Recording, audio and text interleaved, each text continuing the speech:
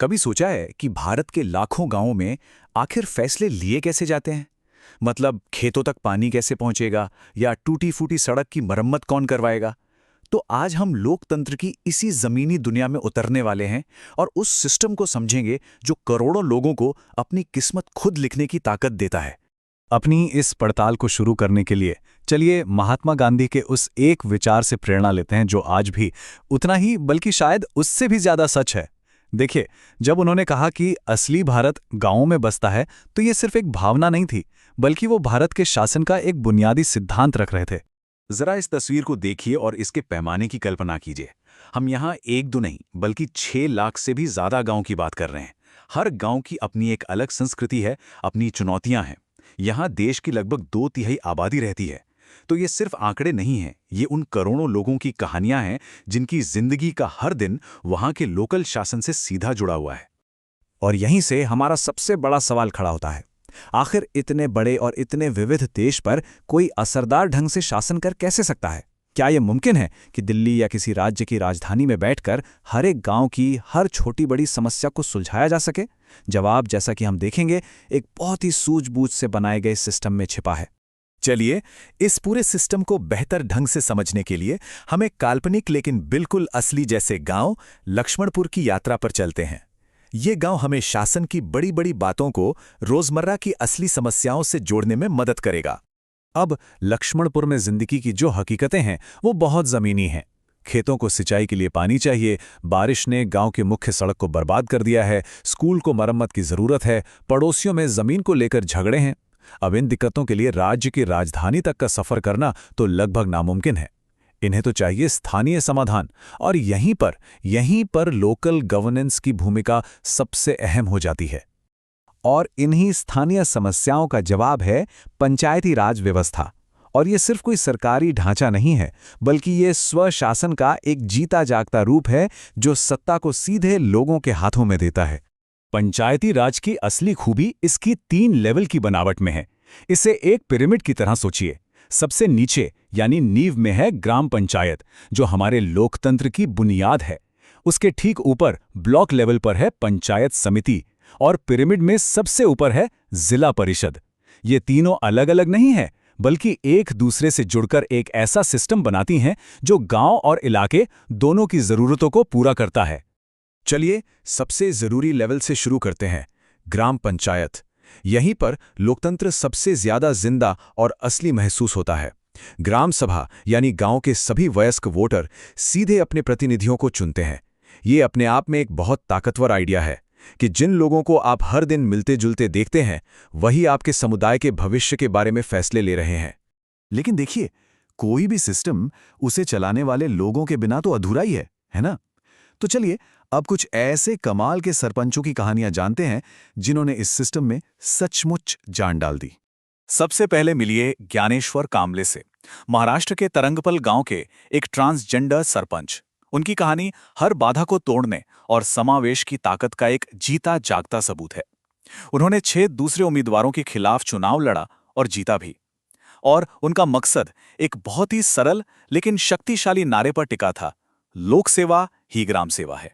और फिर हैं वंदना मेहता, मध्य प्रदेश के खान खांडवी गांव की, अपने भील समुदाय की पहली महिला सरपंच। उन्होंने सिर्फ एक चुनाव नहीं जीता, उन्होंने समाज में गहरी जड़ें जमा चुकी पितृसत्ता को सीधी चुनौती दी। उन्होंने गांव की महिलाओं को अपनी आवाज उठाने और गांव की बैठकों में हिस्सा लेने के लिए प्रोत्साहित किया, और ऐसा करके उन्होंने हमेशा के लिए अपने समुदाय की सोच को बदल दिया। और हाँ, वंदना का नेतृत्व सिर्फ दिखावा नहीं था, उन्होंने असल में काम किया। शिक्षा और साफ सफाई जैसे जरूरी मुद्दों पर उनके काम से गांव में ठोस सुधार हुए। उनकी कहानी इस बात का एक बेहतरीन उदाहरण है कि जमीनी स्तर पर भागीदारी की ताकत कितनी ज्यादा हो सकती है। अब हम एक और असाधारण कहानी की तरफ बढ़ते हैं। ये कहानी है पोपटराव पवार की, जिन्होंने महाराष्ट्र के एक सूखाग्रस्त गांव हिवरे बाजार की पूरी किस्मत ही बदल दी। पोपटराव पवार ने एक ऐसी समस्या का सामना किया जो भारत के न जाने कितने गांवों को परेशान करती है, पानी की भयानक कमी। लेकिन उन्होंने हार नहीं मानी। उन्होंने बारिश के पानी को सहेजने और जल संरक्षण के नए नए मॉडल लागू किए, और नतीजा किसी चमत्कार से कम नहीं था। कुछ ही सालों में हिवरे बाजार एक बंजर जमीन से एक हरे भरे खुशहाल गांव में बदल गया। उनके इसी काम के लिए उन्हें 2020 में पद्म श्री से नवाजा गया, जो भारत के सर्वोच्च नागरिक सम्मानों में से एक है। अब यहाँ कुछ ऐसा है जो पंचायती राज सिस्टम की दूर की सोच को दिखाता है। ये लोकतंत्र सिर्फ बड़ों के लिए नहीं है। मिलिए बाल हितैषी पंचायतों और बाल संसदों के कॉन्सेप्ट से। एक ऐसा कमाल का आइडिया जो युवा नागरिकों को छोटी उम्र से ही सशक्त बनाता है। और ये सिर्फ नाम के लिए नहीं है। इन पहलों के जरिए बच्चों को उन फैसलों में असली हिस्सेदारी मिलती है जो सीधे उनकी जिंदगी को प्रभावित करते हैं।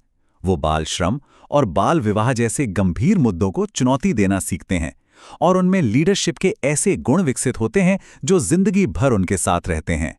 ये तो भविष्य के लिए लोकतंत्र का निर्माण है, आज से ही। तो इन सभी कहानियों और इस पूरे ढांचे का आखिर महत्व क्या है? चलिए अब जरा बड़ी तस्वीर देखते हैं और इस आज के सिस्टम को इसकी गहरी ऐतिहासिक जड़ों से जोड़ते हैं। और यहीं पर कहानी सच में बहुत दिलचस्प हो जाती है। लोकल सेल्फ गवर्नेंस का ये आइडिया कोई नया नहीं है, असल में ये सदियों पुराना है। जरा सोचिए, लगभग 2300 साल पहले कौटिल्य ने अपने महान ग्रंथ अर्थशास्त्र में एक व्यवस्थित स्थानीय शासन प्रणाली की पूरी रूपरेखा तैयार की थी। और फिर 1992 में 73वें संविधान संशोधन ने इसी प्राचीन ज्ञान को एक आधुनिक संवैधानिक ढांचा दे दिया। ये इस बात का सबूत है कि कुछ विचार वक्त से परे होते हैं। लेकिन आज का पंचायती राज सिस्टम सिर्फ असरदार शासन के बारे में नहीं है, ये समावेशिता के बारे में भी है। इसके मूल में एक बहुत ही अहम सिद्धांत है, ये पक्का करना कि हर आवाज सुनी जाए, चाहे उसकी पृष्ठभूमि कुछ भी हो।